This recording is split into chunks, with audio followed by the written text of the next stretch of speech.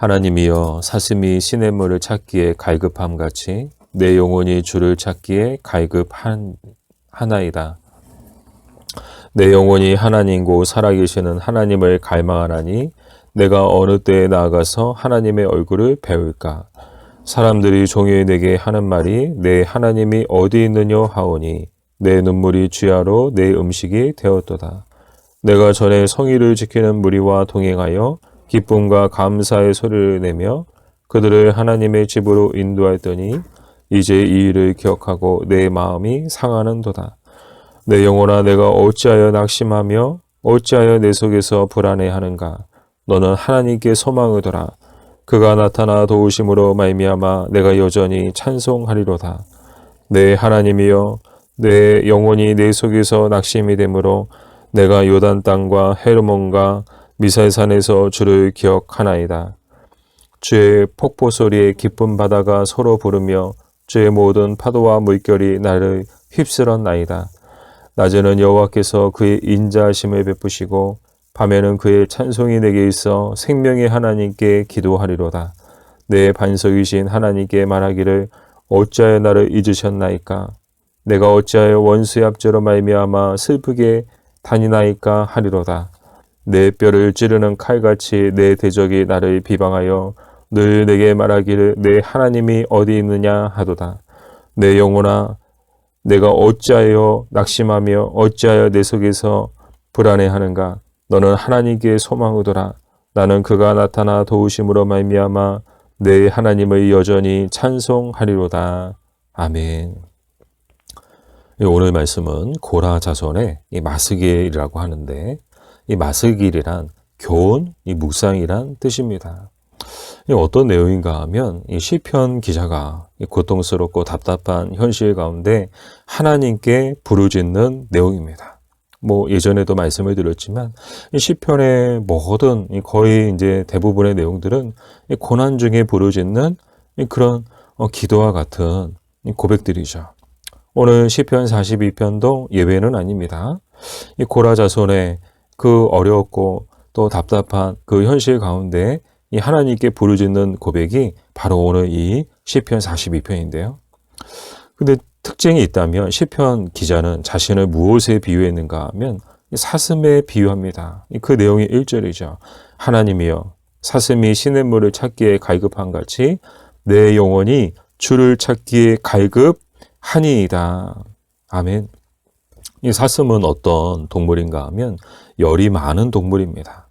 그래서 물을 자주 머금을 통해서 그 몸 안에 있는 열을 식혀줘야 되는데, 그런데 문제는 이 성경의 배경이 되고 있는 이 팔레스틴 지역은 그 지역의 특성상 비가 자주 내리는 곳이 아닙니다.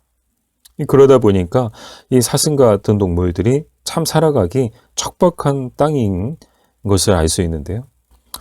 정말 물을 구하기가 쉽지 않죠. 특히 비가 내리지 않는 건기에는 더더욱 그렇습니다. 이 물을 구한다는 것이 결코 쉽지 않습니다. 당장에 마실 물을 구하지 못해 헐떡이며 고통스러워하는 사슴의 모습을 오늘 본문을 통해서 보게 되죠. 이 시편 기자는 이 사슴의 모습이 바로 이 자신의 모습임을 고백하고 있는 것이죠. 그만큼 시편 기자도 고통스럽고 답답한 그 현실 가운데 그 고통스러운 현실이 정확하게 무엇인지 알 수는 없습니다. 그러나 우리가 짐작하건대 그 현실은 우리 인간이 마주하고 있는 그런 답답하고 고통스러운 현실과 크게 다르지 않다는 것을 우리는 짐작할 수 있죠. 그런데 오늘 본문에 보면 시편 기자를 더욱 고통스럽고 또 더욱 힘들게 하는 것이 있는데, 그것이 무엇인가 하면 바로 사람들의 말입니다. 우리 3절이죠. 사람들이 종에 내게 하는 말이 내 하나님이 어디 있느냐 하오니 내 눈물이 주야로 내 음식이 되었도다. 비방하고 조롱하고 멸시하고 그런 일들이 있었다는 것이죠. 사실 이제 물리적인 폭력보다 더 큰 상처는요, 사람들의 말인 것 같아요. 그 말이 어떤 이제 주먹으로 또 어떤 발로 어떤 물리적인 그런 폭력으로 행사하는 것보다 더 큰 사람들의 마음에 상처와 또 이 아픔을 또 가져다 주는데, 정말 그렇지 않나요? 이 말이 사람을 참 괴롭게 합니다. 그래서 시편 기자는 그 마음에 낙심이 되고 또 밤낮 눈물로 보낼 정도로 그의 마음이 괴롭고 힘들었음을 우리는 짐작할 수 있죠. 그러나 여기서 끝난 것이 아니고 비록 현실은 고통스럽고 답답하며 마음에는 슬픔과 낙심이 가득했지만 그럼에도 불구하고 시편 기자는 믿음의 사람이었다는 거예요. 그리고 5절 말씀이죠. 5절 말씀을 읽겠습니다. 내 영혼아 내가 어찌하여 낙심하며 어찌하여 내 속에서 불안해하는가. 너는 하나님께 소망을 두라. 그가 나타나 도우심으로 말미암아 내가 여전히 찬송하리로다. 아멘. 이 시편 기자의 고백이 뭐예요? 너가 어찌하여 낙심하며 어찌하여 불안해하는가. 너는 하나님께 소망을 두라. 너는 하나님께 소망을 두라라는 이 말씀은 이전 성경인 개역 한글로 보면 너는 하나님을 바라라 라는 말씀으로 기록되어져 있거든요. 근데 하나님을 바라라라는 이 뜻이 원어로는 호일이라고 하는데 이 호일이는 기다리다, 소망하다라는 뜻을 갖고 있어요. 그래서 오늘 우리가 보고 있는 개역 개정에는 너는 하나님께 소망을 두라고 번역을 하고 있는데 사실 이전 개역 한글 성경을 통해서 우리에게 주시는 그런 메시지가 더 강하지 않나라는 생각을 하게 됩니다. 즉 목마른 사슴이 시냇물을 찾아 갈급함 같이 이 시편의 이 시편 기자의 영혼도 이 주를 찾기에 갈급하다라는 것을 알 수 있죠. 그래서 이제 하나님을 바라라, 하나님을 찾고 있는 이 모습이 정말 오늘 말씀에서 중요한 모습이죠. 누구나 이 고통스럽고 답답한 일들을 당하고요. 때로는 사람들의 비방과 조롱과 또 멸시와 또 그런 것들을 당할 때도 있죠. 그래서 우리의 마음도 이 고라자손, 이 시편 기자의 마음처럼 참 낙심이 되고 또 밤낮 눈물로 보낼 정도로 괴롭고 힘들 때도 있습니다. 그러나 믿음의 사람과 또 그렇지 않은 사람들의 가장 중요한 차이는 바로 이 5절인 것 같아요. 하나님께 소망을 두는 거죠. 왜요? 이 하나님께 소망을 둘 때 하나님께서 반드시 나타나셔서 도와주실 것이기 때문입니다. 그래서 이 시편 기자도 비록 처음에는 괴롭고 힘들어요. 정말 어렵고요. 이 마음이 낙심이 되고요. 그래서 오늘 본문에도 보면 이 낙심이 된다는 표현이 계속 등장하죠. 어찌하여 낙심하며 어찌하여 불안해하는가. 그런 고백들이 이어지지만 그럼에도 불구하고 이 시편 기자에게는 무엇이 있었습니까? 이 믿음이 있었다는 거야. 하나님께 소망을 두는 믿음. 그런 하나님께 소망을 둘 때 이 하나님께서는 반드시 나타나셔서 이 도와주실 것이다라는 이 그런 믿음의 고백이 있었다는 거야. 그런 믿음의 확신이 있었다는 거야. 사랑하는 여러분, 우리에게도 이런 믿음이 있기를 간절히 소망합니다. 사람 사는 것이 다 비슷하지 않나요? 인생에 어려움이 없는 사람이 어디 있겠어요? 마음이 괴롭고 낙심이 되는 그런 순간들을 맞이할 때가 우리 인생을 살다 보면 얼마나 많습니까? 가정에 어려움이 있고 또 직장에 어려움이 있고 때로는 살아가는 그 세상 속에서도 어려움이 있고 때로는 교회 안에 그런 어려움들이 있기도 한데요. 그럼에도 불구하고 중요한 것은 무엇인가 하면 하나님께 소망을 두는 것인 줄 믿습니다. 오직 하나님만이 우리의 소망이 되어 주시는 줄 믿습니다. 그래서 우리는 이것을 잊지 말아야 되는 거야. 우리에게는 소망이 있고 그 소망은 우리의 유일한 소망이자 가장 큰 소망은 바로 하나님이시다. 하나님이 우리의 소망이시고 또 하나님만이 우리를 도우실 수 있는 유일한 분이심을 기억할 때 아무리 괴롭고 아무리 감당하기 힘든 그런 고통스럽고 답답한 현실을 마주하고 있다 할지라도 우리는 그 안에서 평안함을 누리고 또 그 어려운 가운데서도 반드시 승리할 줄로 믿습니다. 왜요? 하나님은 하나님의 자녀들을 결코 외면하시는 하나님이 아니시거든요. 세상은요, 얼마나 냉정합니까?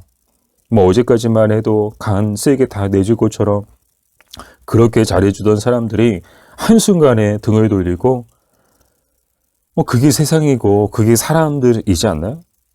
다윗도 그랬어요. 지난 금요 기도회 때도 말씀을 드렸지만 정말 어제까지만 해도 다 다윗을 따르고 다 다윗에게 충성하던 사람들이 다윗의 아들 압살롬이 반역했을 때 모두가 다 등을 돌리고요. 모두가 다 압살롬의 편에 서가지고 모두가 다 칼을 들고 다윗을 쫓는 그런 어처구니 없고 그런 황당하고 그런 일들을 다윗이 당했잖아요. 우리의 인생도 크게 다르지 않다는 것을 우리는 기억해야 됩니다. 우리도 살다 보면 정말 이런 어처구니 없고 황당한 일을 당할 때가 있습니다. 그럼에도 불구하고 우리가 낙심하거나 불안해하면 안 되는 이유는요. 우리가 낙심하고 불안할 때 그 모습을 가장 기뻐하는 존재는 바로 어둠의 영들이기 때문입니다. 정말 하나님이 원하시는 것은요, 낙심하고 불안해하는 것이 아니고 하나님께 소망을 두고 하나님을 찬송하는 것인 줄 믿습니다. 그래서 우리는 고난 중에도 뭐 해야 되느냐? 하나님 앞에 기도하고, 또 고난 중에도 우리는 무엇 해야 하는가? 하나님 앞에 찬송하는 것을 잊지 말아야 됩니다. 그 내용이 11절이죠. 우리 11절 말씀을 같이 읽어볼까요? 내 영혼아, 내가 어찌하여 낙심하며 어찌하여 내 속에서 불안해하는가? 너는 하나님께 소망을 두나? 나는 그가 나타나 도우심으로 말미암아 내 하나님을 여전히 찬송하리로다. 아멘. 이 고라 자손의 고백이 뭐예요?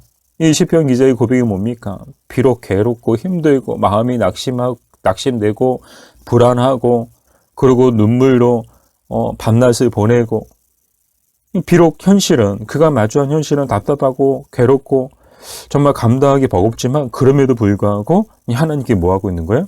하나님께 소망을 두고 하나님 앞에 기도와 찬송하겠다라고 이 고백을 하고 있죠.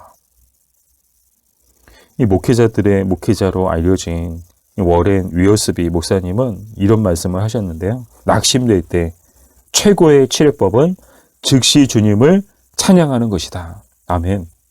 사랑하는 여러분, 우리도 살다 보면 참 이 고라 자손의 고백이 우리의 고백일 때가 참 많이 있죠. 그럼에도 불구하고 우리가 잊지 말았으면 하는 것은 고라 자손을 비롯해서 시편의 모든 기자들이 늘 하나님 앞에 기도와 찬송을 잃어버리지 않았던 것처럼, 그래서 그 믿음을 가지고 승리했던 것처럼 바라기는 저와 여러분도 이 믿음 가지고 3월 한 달도 승리하게 되기를 간절히 소망합니다. 기도하겠습니다. 아버지, 마주한 현실이 고통스럽고 답답합니다. 그러나 낙심하지 않고 하나님께 소망을 두고 기도와 찬송을 멈추지 않는 우리가 되게 하여 주시옵소서. 그리하여 하나님이 나타나시어 도우시는 것을 보게 하여 주시옵소서. 예수님의 이름으로 기도드립니다. 아멘.